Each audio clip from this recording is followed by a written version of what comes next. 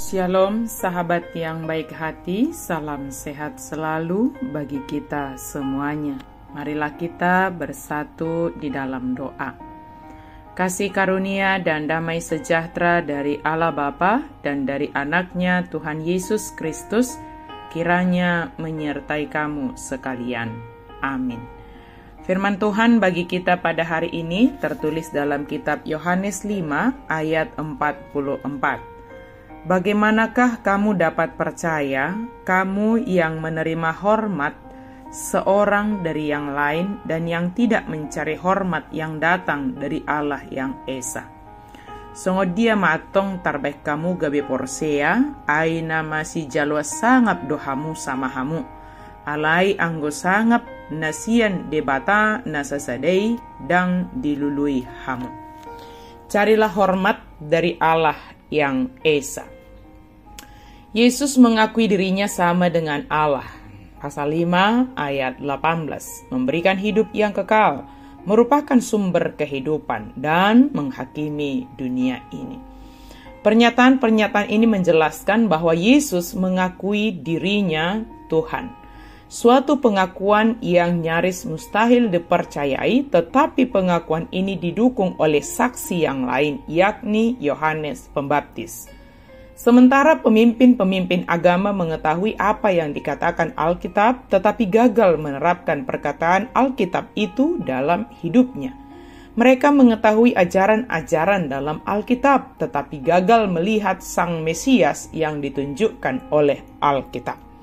Mereka mengetahui berbagai peraturan, tetapi tidak menjumpai Sang Juru Selamat, terpaku dalam sistem agama mereka sendiri. Mereka menolak membiarkan anak Allah mengubah hidup mereka. Jangan terlalu terikat dengan tanda kutip peraturan yang dibuat oleh manusia yang menghambat kita berjumpa dengan Kristus. Kedisiplinan dalam melakukan aturan keagamaan yang dilakukan oleh para pemimpin agama ini yang hendak disoroti oleh Yesus ketika dia menyaksikan dirinya sendiri. Ketika kita melakukan sesuatu dalam bentuk kedisiplinan mengikuti yang Yesus perintahkan, apakah yang menjadi tujuan kita melakukan hal itu? Jika tujuan kita hanya sekedar untuk mencari hormat dan pujian dari sesama kita, mungkin itu memang akan kita dapatkan. Tetapi ingatlah, maka upah kita hanya sebatas dunia ini saja. Sebatas pujian dan hormat dari dunia ini saja. Dengan tujuan yang demikian, maka pada dasarnya tidak menolong kita untuk semakin lebih teguh percaya kepada Yesus Kristus. Justru kita hanya ingin mencari kehormatan dan kedekatan kepada manusia atau sebatas sesama kita di dunia ini. Hal ini dikatakan oleh Yesus menjadi penghambat pertumbuhan iman kita kepada Yesus Kristus. Apakah tujuanmu dalam melakukan segala disiplin rohani atau aturan-aturan dalam kehidupan kita sebagai orang Kristen? Contoh aturan atau perintah yang sangat dekat dengan kita yang diperintahkan oleh Yesus adalah mengasihi Allah dan mengasihi sesama manusia. Dalam melakukan kasih yang diperintahkan oleh Yesus ini, tujuan kita adalah melakukan perintah Yesus, sehingga kasih semakin mengakar dalam kehidupan kita. Oleh karena itu, kita akan selalu berusaha untuk melakukan kasih, mengasihi sesama kita, dan menjadikan kasih sebagai gaya hidup. Kasih yang kita lakukan bukan untuk mencari hormat dan pujian dari sesama. Biarlah hormat dan pujian kita serahkan kepada Tuhan, dan Dialah yang akan menentukan bagian kita. Ketika kita sanggup melakukan perintah Yesus, mestinya kita harus bersyukur masih dimampukan melakukannya dan menjadi berkat bagi sesama.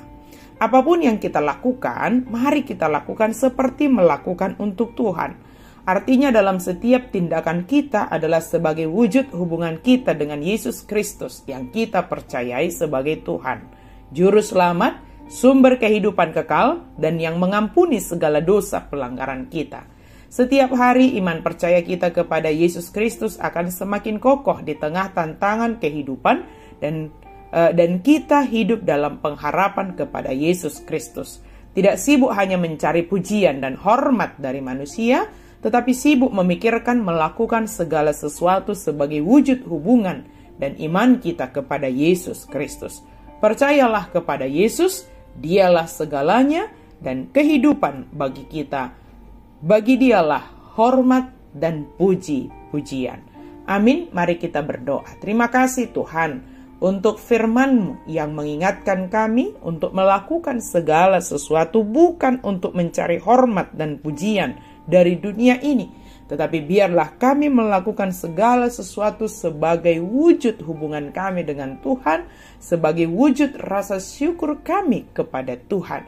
Dan kami percaya Engkau selalu melihat dan menghargai apapun yang kami kerjakan dengan tulus, dengan ikhlas sebagai ucapan syukur kami bagi Tuhan. Dalam nama Yesus kami berdoa dan bersyukur. Amin.